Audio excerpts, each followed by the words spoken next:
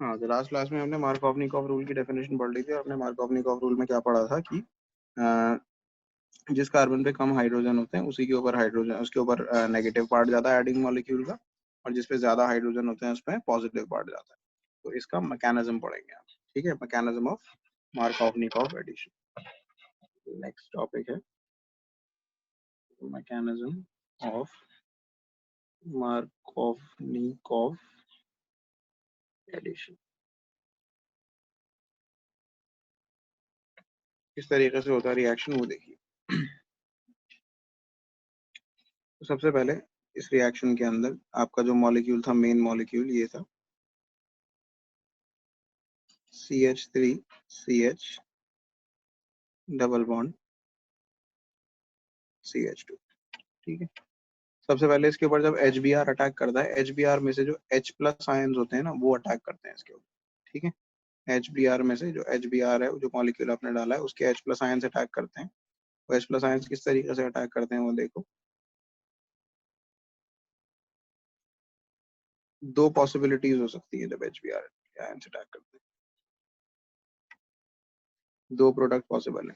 पहला product possible है अगर ये डबल बॉन्ड इधर की तरफ टूटा, अगर डबल बॉन्ड इधर की तरफ टूटा, सिंगल बॉन्ड हो गया, तो CH2 पे माइनस चार्ज आ जाएगा और CH पे प्लस, ठीक है। तो पॉजिटिव चार्ज किस पे आएगा, CH2 CH single bond CH2। तो अगर ये बॉन्ड इधर टूटा तो उसकी वजह से इस पे आ जाएगा नेगेटिव चार्ज और इस पे आ जाएगा पॉजिटिव चार्ज, ठीक है।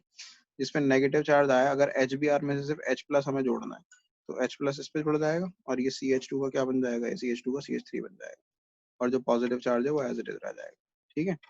Br minus as a by product बन जाएगा इसके अंदर। दूसरी चीज क्या होगी, दूसरी पॉसिबिलिटी है अगर ये बॉन्ड इधर ना टूटकर इधर की तरफ टूटे ऐसे, तब क्या बनेगा, तब बनेगा CH3 CH single bond CH2। इस कार्बन पे पॉजिटिव चार्ज आएगा और इस पे नेगेटिव चार्ज आएगा, जिस पे नेगेटिव चार्ज आएगा उस पे H जुड़ जाएगा, तो ये CH जो है ये क्या बन जाएगा, ये CH2 बन जाएगा, और ये positive charge as it is रह जाएगा, Br माइनस बाई प्रोडक्ट। तो दो पॉसिबल प्रोडक्ट हैं, प्रोडक्ट 1 और प्रोडक्ट 2, ठीक है। प्रोडक्ट 1 जो है वो एक सेकेंडरी कार्बोकैटायन है, अगर आप देख सकते हो इसे, secondary carbocation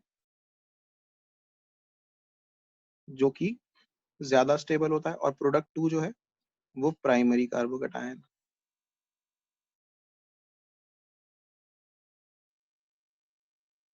secondary carbocation more stable होता है, आपको पता ही है, हाइपर कॉन्जुगेशन की वजह से मोर स्टेबल, और ये जो है वो लेस स्टेबल होता है। तो जो चीज मोर स्टेबल है वो फास्टर रेट पे फॉर्म हो, यानी कि ज्यादा अमाउंट में product 1 will be is being more stable, ठीक है। प्रोडक्ट या secondary carbocation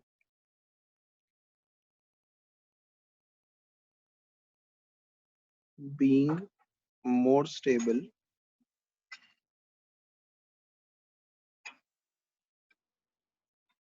will be produced at faster rate, yani this one will be produced at faster rate, this carbocation will be produced at faster rate and it will form the major product, faster rate, thus it will be attacked by Br minus to form the major product। तो major product इसी से बनेगा, ठीक है। तो अगला reaction क्या होगा, ये जो आपका बना है secondary carbocation CH3CH CH2, positive charge इस पे था, इस पे Br माइनस अटैक करेगा,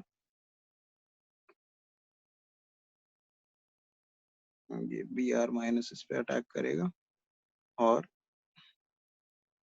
CH3CH CH2 सॉरी CH3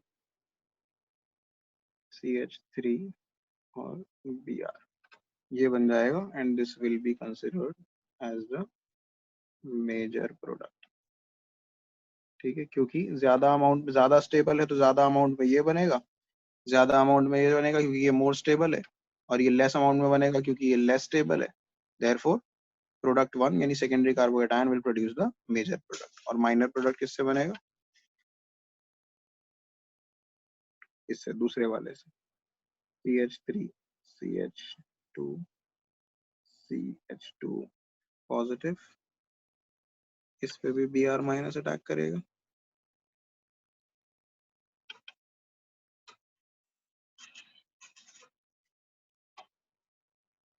और ये माइनर प्रोडक्ट बना देगा, CH3 CH2 CH2 Br,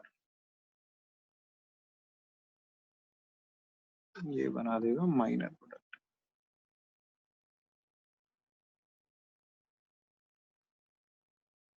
तो ये था मैकेनिज्म मार्कोवनिकोव एडिशन। ठीक है, तो ये था मार्कोवनिकोव एडिशन का मैकेनिज्म। इसके बाद एंटी मार्कोवनिकोव एडिशन भी होता है। ठीक है, सो व्हाट इज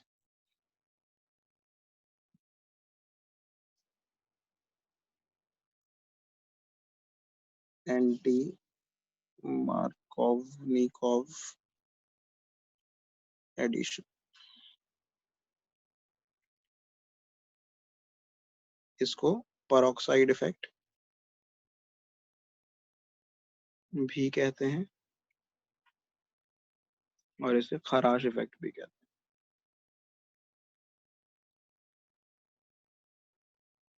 हैं। ये खराश जो है एक्चुअली रशियन साइंटिस्ट का नाम था, MS हराश। प्रोनाउंसिएशन इसका हाराशो होता है, वैसे के साइलेंट होता है इसमें, बट आप इंग्लिश में चाहे जैसे पढ़ो उससे कोई मतलब नहीं। तो बेसिकली सेम रिएक्शन के अंदर अगर हम HBr ऐड करें, addition of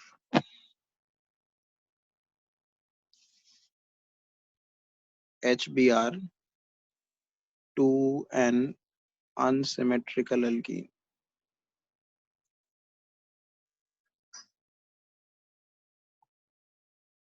in the presence of benzoyl peroxide, जो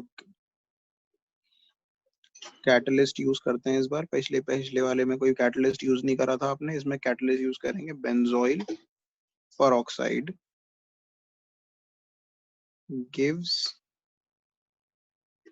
the product contrary to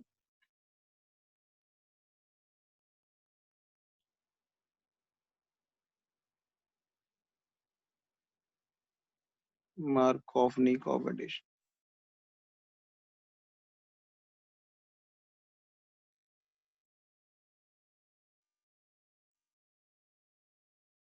तो मार्कोवनिकोव एडिशन के कॉन्ट्ररी प्रोडक्ट बनता है, यानी जहाँ पे कम हाइड्रोजन वाले पे Br लगता था, यहाँ ज्यादा हाइड्रोजन पे, और ये सिर्फ HBr के साथ होता है।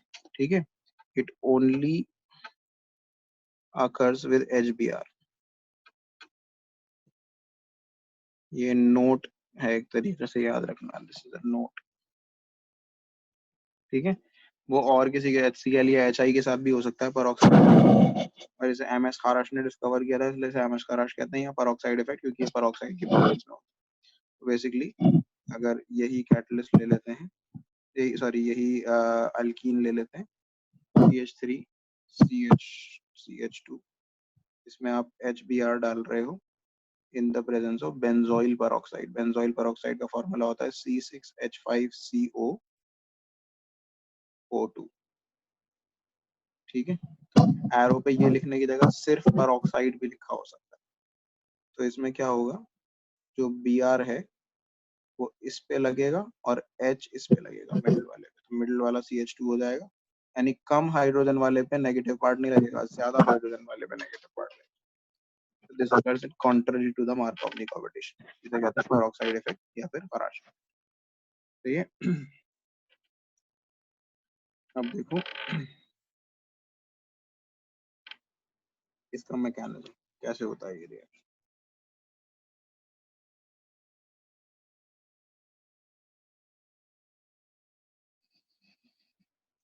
mechanism of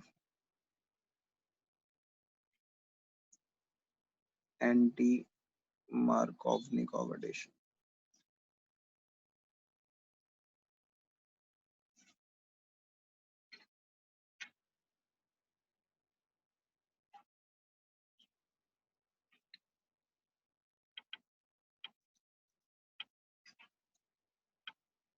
बेसिकली ये जो चीज ली है ना मैंने, दिस बेंजोइल परऑक्साइड, इसका फॉर्मूला लिखता हूँ पहले। क्या होता है, इसी से रिएक्शन शुरू होता है। तो C6H5 ये benzene ring, C double bonded O O, ये बीच में जो है ये परऑक्साइड बॉन्ड है, C double bonded O C6H5, ये होता है बेंजोइल परऑक्साइड। इसका नाम भी लिख देता हूँ मैं ताकि बाद में भूलो। Benzoyl peroxide. तो इसके अंदर पहले होमोलिटिक क्लीवेज होगी। ये जो मिडिल वाला ओ ओ का बॉन्ड है, ये होमोलिसिस होगा इसके अंदर, यानी फ्री रेडिकल्स क्रिएट होंगे। ठीक है, फ्री रेडिकल्स क्रिएट होंगे तो क्या बनेगा, ये हो गया C6H5 C double bonded O। ऐसे दो मॉलिक्यूल्स बन जाएंगे, ब्रेक डाउन हो गया कि बिल्कुल मिडिल में से ब्रेक डाउन हो रहा है, और इस पे एक फ्री इलेक्ट्रॉन होगा, तो ये बन गया आपका फ्री रेडिकल। ठीक है, अब ये free radical further break down होगा, this free radical will further break down, एक और होमोलिसिस होगा इसके अंदर, यहाँ पे और यहाँ पे, ये वाला बॉन्ड और टूटेगा। ये जो C6H5 और C के बीच का बॉन्ड है ये भी टूट जाएगा। तो ये आपने अभी किया था उसमें, जो अभी हमने कोब्स इलेक्ट्रोलिसिस वाला रिएक्शन किया था, उसमें भी इसी तरह का ब्रेकडाउन हुआ था। क्या बनेगा, इससे एक C6H5 का फ्री रेडिकल बनेगा। ठीक है, और ये जो दूसरा ये जो पार्ट निकलेगा, दिस पार्ट, ये CO2 में कन्वर्ट हो जाता है, बताया था मैंने पहले भी, क्योंकि एक फ्री इलेक्ट्रॉन आएगा पहले C पे, तो C का और O का फ्री इलेक्ट्रॉन यूज करके ये C और O अपने फ्री इलेक्ट्रॉन को यूज करके बॉन्ड को डबल कर देंगे, तो CO2 मॉलिक्यूल बन जाएगा। तो ये जो पूरी चीज है, दिस जो मैं येलो से अभी हाईलाइट कर रहा हूँ, ये पूरी चीज CO2 बनकर निकल जाएगी, कार्बन डाइऑक्साइड गैस बन के इवेपोरेट हो जाएगी।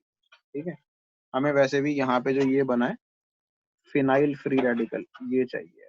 बेंजीन के free radical phenyl free radical बोले। ये हो गया आपका पहला स्टेप रिएक्शन का, फिनाइल फ्री रेडिकल बन गया। ठीक है, फिनाइल फ्री रेडिकल का क्या होगा, वो देखो।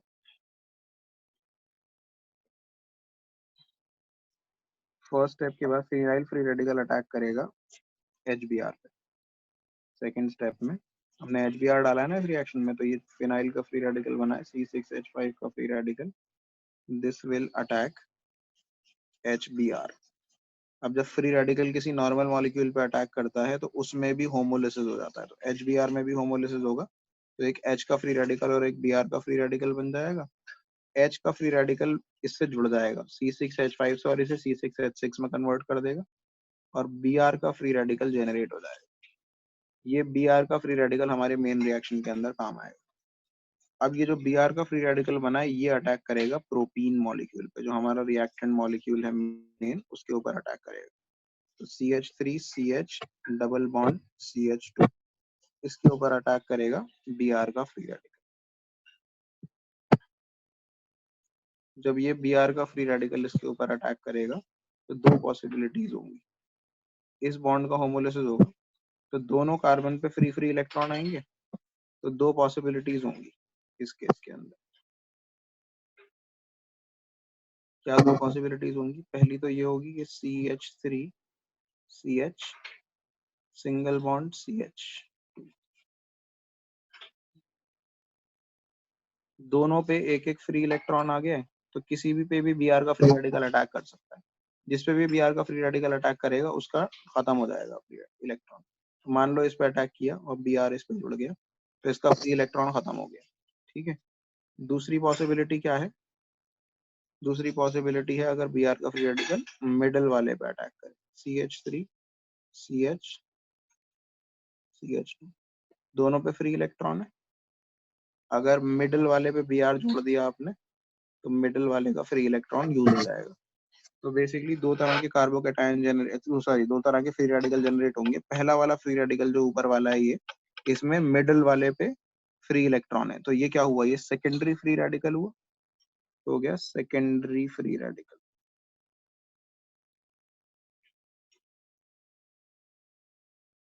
और नीचे वाला क्या हो गया, प्राइमरी फ्री रेडिकल। अब कार्बोकैटायन की तरह इसमें भी सेकेंडरी ज्यादा स्टेबल होता है, प्राइमरी कम स्टेबल होता है।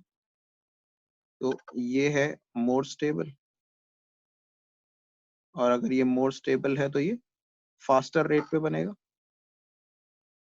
ये है लेस स्टेबल है तो ये स्लोअर बनेगा, यानी इसका अमाउंट ज्यादा होगा, सेकेंडरी फ्री रेडिकल का अमाउंट ज्यादा होगा।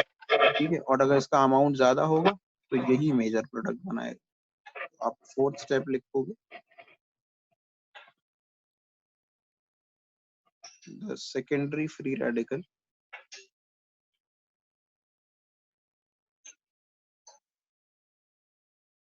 being more stable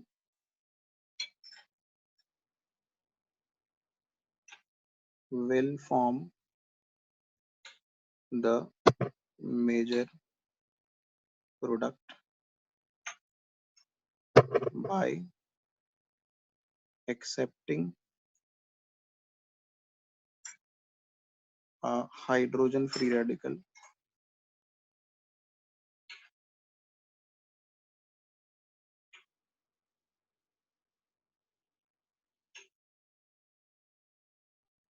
from HBr। तो ये जो सेकेंडरी फ्री रेडिकल बना है ज्यादा स्टेबल वाला, इसे बनाते हैं हम CH3CH2 Br इस पे यहाँ लगा हुआ है, और सेकेंडरी यानी मिडिल वाले कार्बन पे फ्री इलेक्ट्रॉन। तो ये अटैक करेगा एक और HBr मॉलिक्यूल, एक और HBr मॉलिक्यूल पे अटैक करेगा, उसमें होमोलिसिस होगा, दो चीजें जनरेट होंगी, H का फ्री रेडिकल और Br का फ्री रेडिकल। H का फ्री रेडिकल कंबाइन कर जाएगा मिडिल वाले, CH3CH2 हो जाएगा ये, और CH2Br। तो यहाँ से H का फ्री रेडिकल निकल के इस पे जुड़ गया और Br का फ्री रेडिकल बचा, तो वो यहाँ प्रोड्यूस हो गया। इसने बना दिया आपका मेजर प्रोडक्ट।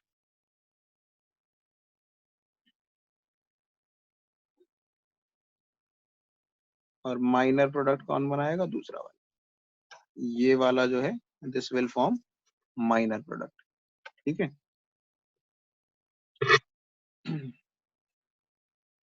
तो माइनर प्रोडक्ट के लिए कुछ लिखने की जरूरत नहीं है, सिर्फ रिएक्शन करा के दिखा देंगे हम प्राइमरी फ्री रेडिकल का।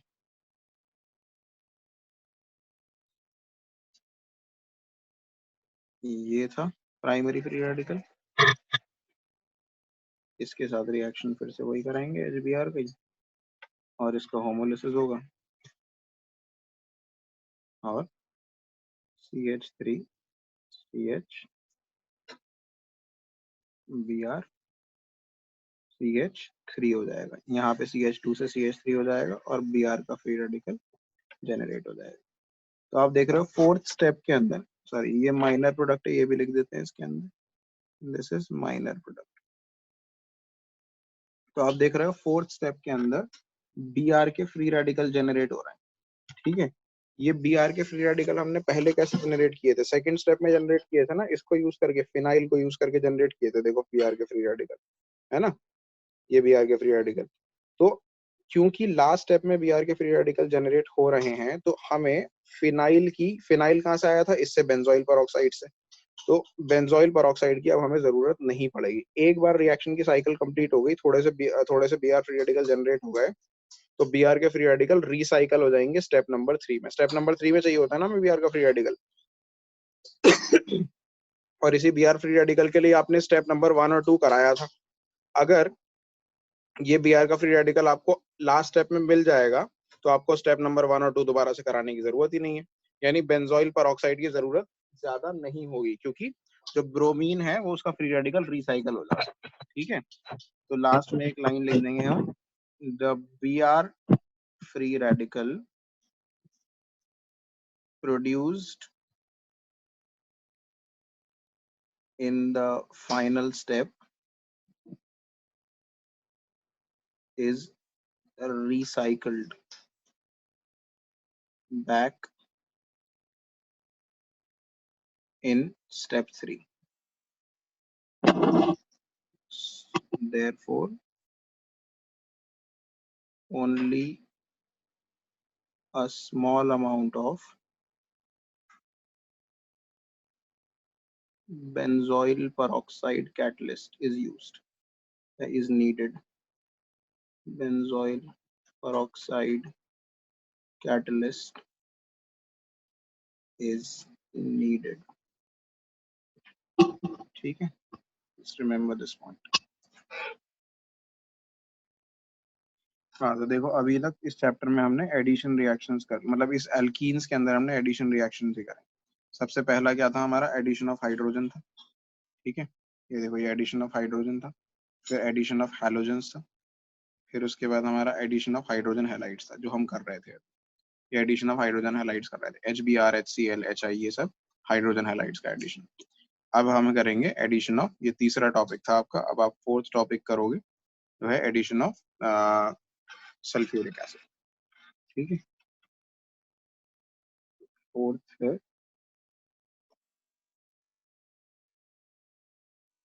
Addition of sulphuric acid.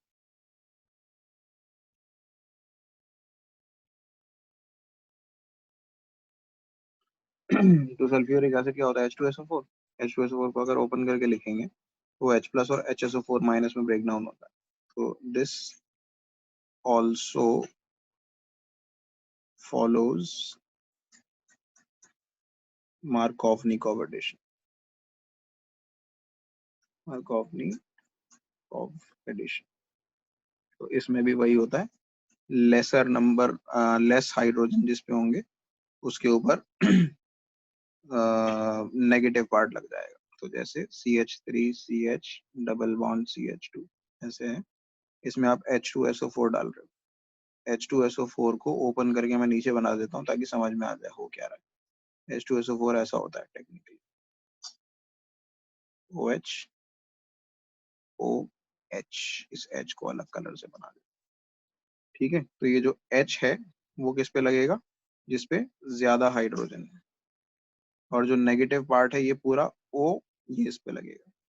तो मॉलिक्यूल क्या बनेगा, CH3CH, इस पे H लग गया, CH2 सिंगल बॉन्ड हो गया तो ये CH3 हो गया, और यहाँ पे क्या लगा, यहाँ पे लगा O, क्या आ गया ये O पहले, फिर उसके बाद SO2, O SO2, और फिर उसके बाद क्या OH OH। तो ऐसे ब्रेक लिखते स्क्रीन हैं थोड़ा ऊपर दिखा दीजिए। OSO2 OH, ठीक है। तो एक्चुअली ये H प्लस और HSO4 माइनस दो में टूटता है H2SO4। H प्लस को जोड़ दिया आपने CH2 पे और HSO4 माइनस को इस पे जोड़ दिया। HSO4 माइनस को आप ऐसे लिखते हैं, this is how you right HSO4 minus OSO2 OH। और क्यों लिखते हैं वो समझ में आ गया देखो, क्योंकि ये ऐसे स्प्लिट होता है OSO2 और OH, ये तीन पार्ट में इस तरीके से स्प्लिट होता है। So this is how you right, ठीक है। ये था एडिशन ऑफ सल्फ्यूरिक एसिड और मार्कोवनिकॉव रूल फॉलो करना है, there is nothing more to teach in this. आगे बढ़ते हैं, एडिशन ऑफ वाटर। सर थोड़ा ऊपर का दिखा दीजिए। फिर से addition of water.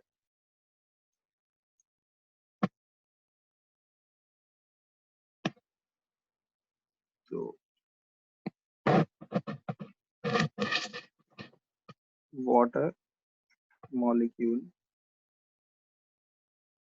can be added to an alkene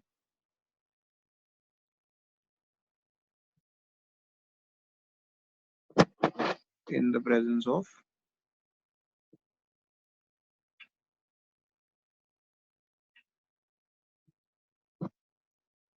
an acid.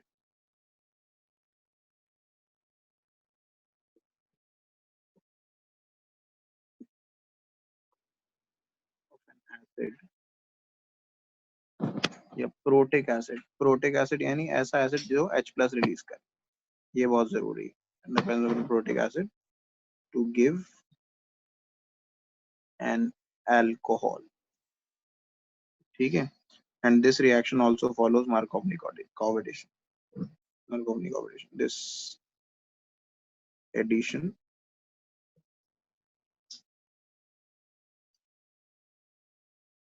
also follows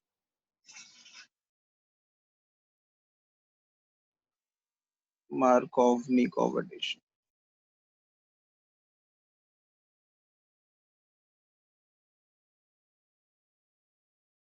ठीक है, तो वाटर का एडिशन कैसे होगा, यही ले लेते हैं सेम अल्कीन।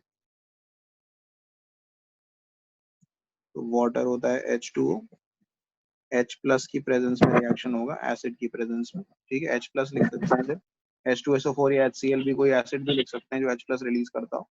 वाटर दो पार्ट में स्प्लिट होता है, इसमें H प्लस में और OH माइनस में।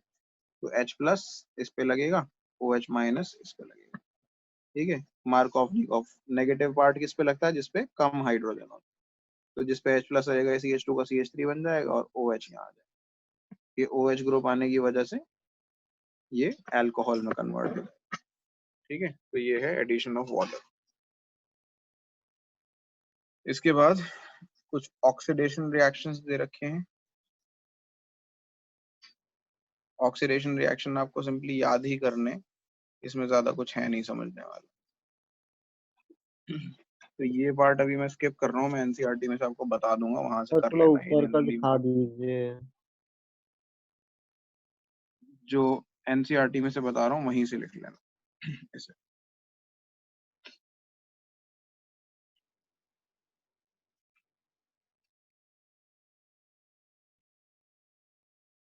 अगला टॉपिक देखो, ये बहुत इंपॉर्टेंट टॉपिक है। रिएक्शन नंबर 6 ले सकते हैं इसे, रिएक्शन ही लिखा। ओजोनोलिसिस।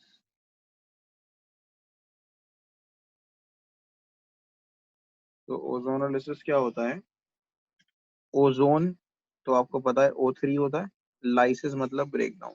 तो एल्कीन्स जो होते हैं, they break down at the double bond, ठीक है, in the presence of on reaction with ozone followed by zinc and water molecule. ठीक है, तो इसकी डेफिनेशन पहले मैं लिखवा देता हूँ आपको, ओजोनोलिसिस क्या होती है।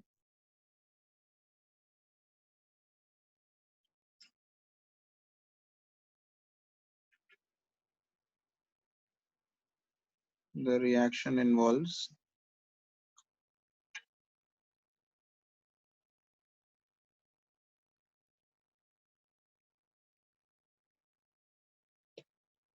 Addition of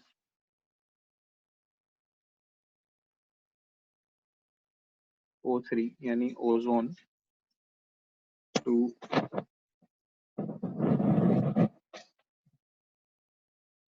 alkene, resulting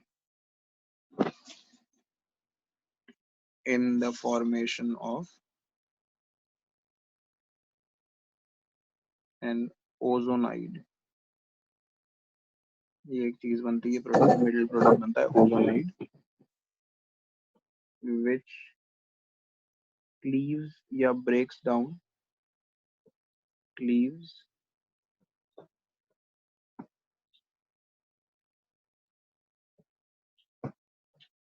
in the presence of zinc and water। Sir cleaves या फिर लीव? क्लीव्स मतलब ब्रेक्स डाउन, क्लीवेज होता है ना, which breaks भी लिख सकते हैं। in the presence of zinc and water at the site of double bond, double bond की साइड पे ही क्लीव्स होता है, to give aldehydes and ketones. सब ये समझो, बहुत इंपॉर्टेंट और interesting reaction.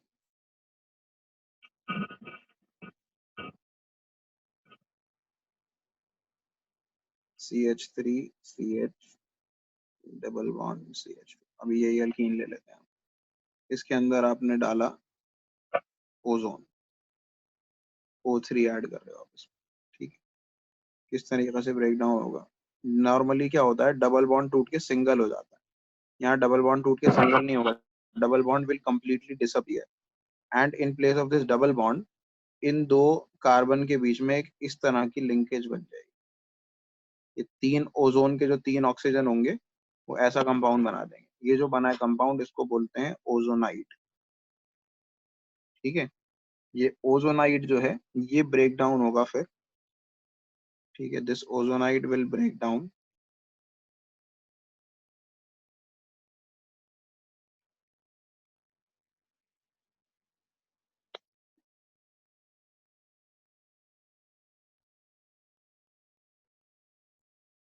How will this break down? ये ब्रेक डाउन होगा जिंक और वाटर की प्रेजेंस में, जिंक एंड वाटर की प्रेजेंस में ब्रेक डाउन होगा। कैसे ब्रेक डाउन होगा? इसके अंदर ये वाला और ये वाला बॉन्ड टूट के ये ऑक्सीजन तो पूरी तरह से हट ही जाएगा जो ऊपर वाला ऑक्सीजन है, और नीचे वाले दो ऑक्सीजन के बीच में जो बॉन्ड है वो ब्रेक डाउन हो जाएगा। ठीक है, तो क्या होगा? लेफ्ट पे बचेगा CH3।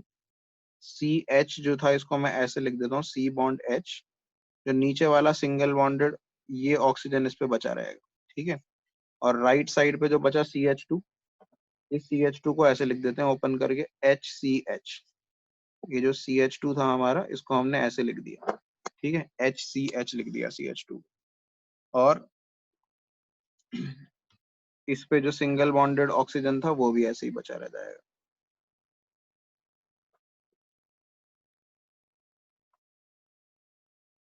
ठीक है, तो क्या हुआ? कौन कौन सा ऑक्सीजन हट गया? ये जो ऊपर वाला ऑक्सीजन था ये पूरा हट गया क्योंकि इसके दोनों बॉन्ड टूट गए थे, इसके लेफ्ट और राइट वाले, और मिडल वाला बॉन्ड गायब हो गया। ठीक है, जिसकी वजह से ये दो मॉलिक्यूल सेपरेट, ये दो मॉलिक्यूल्स की फॉर्म में सेपरेट हो गया। अब ये जो दो सिंगल सिंगल बॉन्डेड ऑक्सीजन है ये दोनों डबल डबल बॉन्डेड हो जाएंगे। तो दो अल्डिहाइड मॉलिक्यूल्स बन गए कि नहीं बन गए? ये सिंगल बॉन्डेड की जगह क्या हो जाएंगे? डबल बॉन्डेड हो जाएंगे ये दोनों। ठीक है, तो ये क्या, कौन सा फंक्शनल ग्रुप होता है? ये अल्डिहाइड होता है, C डबल बॉन्डेड OH, और ये भी अल्डिहाइड होता है। ठीक है, तो ये दो कार्बन का अल्डिहाइड तो क्या बोलेंगे? इथेनॉल। और एक कार्बन के अल्डिहाइड को क्या बोलते हैं? Methanol. So this is how the reaction will proceed. Double bond जहां पर होगा उन दोनों, अगर आप डायरेक्टली देखना चाहो समझने के लिए, यहाँ से मिडिल प्रोडक्ट को छोड़ो, यहाँ से यहाँ देखो, तो बेसिकली हुआ क्या देखो, लुक एट दिस। हमारा जो मिडिल वाला डबल बॉन्ड था वो पूरी तरह से क्या हो गया? डिसअपियर हो गया। और उसके डिसअपियर होने की वजह से इस कार्बन पे डबल बॉन्डेड ओ आ गया और इस कार्बन पे डबल बॉन्डेड ओ। तो एक इथेनॉल और एक मीथेनॉल बन गया। यही है ना, देखो HC डबल बॉन्डेड ओ H भी लिख सकते हैं ऐसे, CH2 डबल बॉन्डेड O को, और इसको CH3C डबल बॉन्डेड OH भी लिख सकते हैं। तो ये हुआ है इसके अंदर। ठीक है, डबल बॉन्ड डिसअपियर हो जाता है और उसकी जगह जो दो कार्बन डबल बॉन्डेड होते हैं उन दोनों पे डबल बॉन्डेड O आ जाता है। This is what happens. बीच वाला ओजोनाइड आपको ऐसे दिखाना है। तो अभी दोनों अल्डिहाइड बने, लेकिन मैंने लिखा है अल्डिहाइड या कीटोन्स। डेफिनेशन में देखोगे मैंने लिखा है अल्डिहाइड भी बन सकते हैं, कीटोन्स भी बन सकते हैं। तो कैसे बनते हैं अल्डिहाइड और कैसे बनते हैं कीटोन? अभी तो अल्डिहाइड बने, अब कीटोन कैसे बनेंगे देखो। एक और एग्जांपल लेते हैं हम यहाँ पे, CH3C डबल बॉन्डेड CH, ये सिचुएशन है मान लीजिए। इसके अंदर आप ओजोन डालते हो, ओजोन ऐड कर रहे हो आप O3, तो वही ओजोनाइड बनेगा। ओजोनाइड बनाने का तरीका क्या बताया मैंने आपको? पूरा मॉलिक्यूल ऐसे ही बनाओ जैसे बना हुआ है, बस क्या करो, जहां पे डबल बॉन्ड है वहां खाली छोड़ दो जगह, यहाँ खाली जगह छोड़ दो, CH3। ये डबल बॉन्ड की जगह खाली जगह छोड़ दी, और इसकी जगह क्या लगाना है? ये आपको ये बनाना है, ओजोनाइड बनाना है। ओजोनाइड ऐसे करके बनेगा, 3 ऑक्सीजन। ठीक है, तो ये बन गया आपका ओजोनाइड।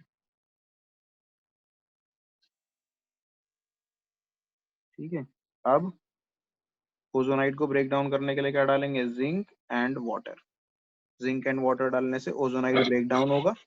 ब्रेक डाउन होने से क्या होता है? जो ऊपर वाला ऑक्सीजन है, ये वाला ऑक्सीजन, ये पूरा निकल जाता है, ये बॉन्ड टूटते हैं, और मिडिल वाला बॉन्ड टूट जाता है। ठीक है, तो अभी मैं ये लाइंस नहीं बना रहा, कंफ्यूजन ना होता। तो लेफ्ट साइड पे क्या बचा? देखो लेफ्ट साइड पे ये बचा CH3C CH3 ऐसे बचा है ना ये। तो इस CH3 और इस C पे, जिस पे यहाँ था, इस पे एक सिंगल बॉन्डेड O बचा है यहाँ, ये रहा सिंगल बॉन्डेड O। ठीक है, राइट साइड पे क्या बचा है? राइट साइड पे बचा है CH3C, और इस पे लगा हुआ H, तो इस H को अलग से लिख लेते हैं ऐसे करके, क्योंकि इस पे हमें सिंगल बॉन्डेड O को डबल बॉन्डेड O करना है। यहाँ सिंगल बॉन्डेड O बचा है। दोनों जो सिंगल बॉन्डेड O हैं वो डबल बॉन्डेड O हो जाएंगे। और ये जो ऊपर ये CH3 लगा हुआ है, इसको ऐसे ऊपर लिखने की जगह मैं ऐसे साइड में भी तो लिख सकता हूँ। ठीक है, तो ये आपके दो प्रोडक्ट बन गए। अब इस बार देखो, जो दूसरा प्रोडक्ट है आपका, वो एक पहला प्रोडक्ट जो है वो कीटोन है इस केस में। Look at this first product. C double bonded और मिडिल में है ना, तो इसका मतलब ये क्या है? ये कीटोन। कौन सा कीटोन? 3 कार्बन का कीटोन क्या होता है? प्रोपेनॉन। और दूसरा वाला प्रोडक्ट जो है ये ये अल्डिहाइड है अभी भी, क्योंकि C डबल बॉन्डेड होके एक साइड पे क्या लगा हुआ है, H लगा हुआ है, और एक साइड पे CH। दो कार्बन का कीटोन क्या होता है, इथेनॉल।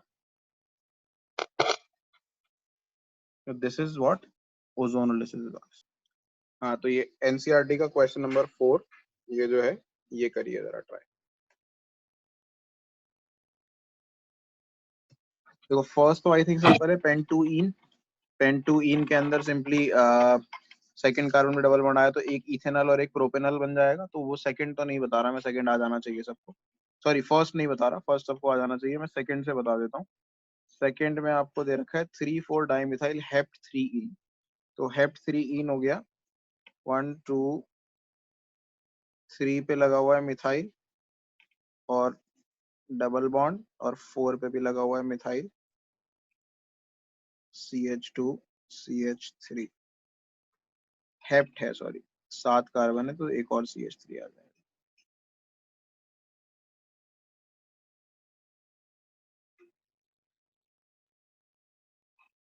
ठीक है, तो इसके अंदर पहले ओजोन डालेंगे आप।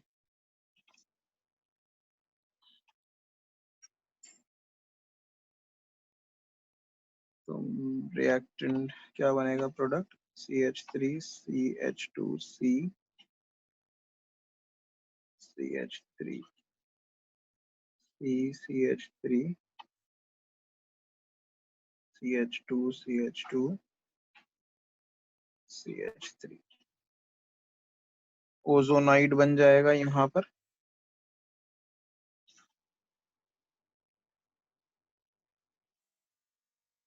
इसके बाद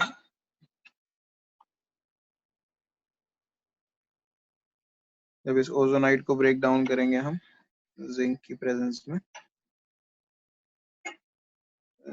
जिंक एंड वाटर, तो ये कैसे ब्रेक डाउन होगा। लेफ्ट वाला पार्ट है CH3 CH2C, इस C पे लगा हुआ है डबल बॉन्डेड O।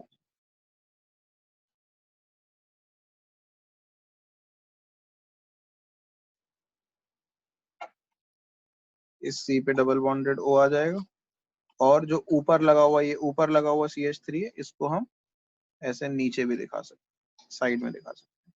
तो ये कीटोन बन गया ब्यूटेन 2 ओन। ऐसे ही लेफ्ट साइड वाला भी बना देते हैं, उल्टा ही बनाते हुए आते हैं। CH3 है, CH2 है, फिर CH2 है, फिर C है, इस C पे लगेगा डबल बॉन्डेड O, और जो ऊपर CH3 लगा हुआ है उसको साइड में लगा सकते हैं। तो यहाँ पे जो इस पे था, इस पे डबल बॉन्डेड O ऐसे आ।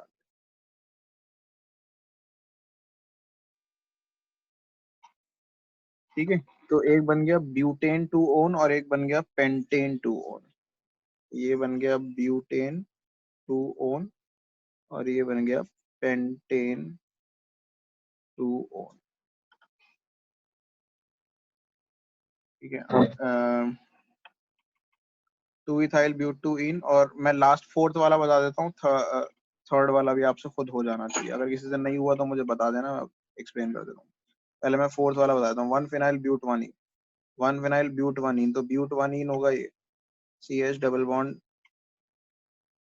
CH CH2 CH3, और इस पे फिनाइल लगा हुआ है। फिनाइल का मतलब क्या होता है, बेंजीन रिंग लगा हुआ है। अब बेंजीन रिंग को जरूरी नहीं है नीचे लगाओ, हॉरिजॉन्टली ऐसे साइड में भी बना सकते हो। We will make it like this।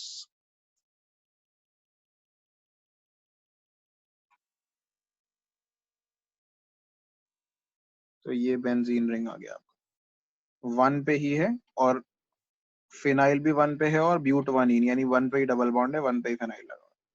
ठीक है, तो अब इसका ओजोनोलिसिस कराएंगे, इसमें ओजोन डालेंगे आप।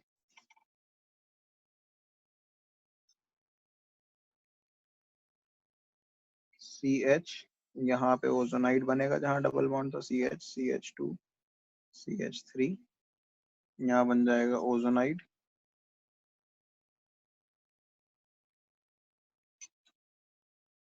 दोनों पे डबल बॉन्डेड आ जाएगा जिंक एंड वाटर डालने के बाद। जिंक एंड वाटर,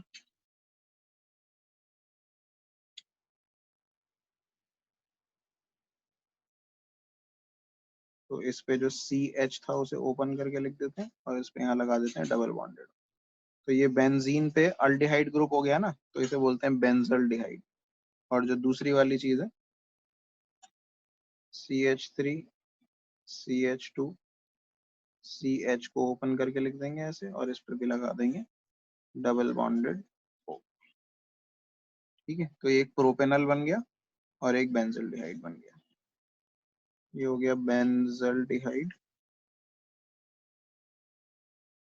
और ये हो गया प्रोपेनल।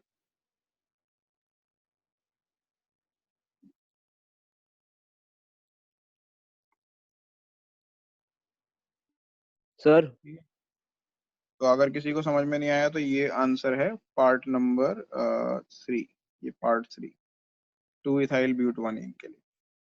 ठीक है, इसका क्वेश्चन 5 आप घर से अपने आप ट्राई करना है, बाकी करेंगे नेक्स्ट क्लास।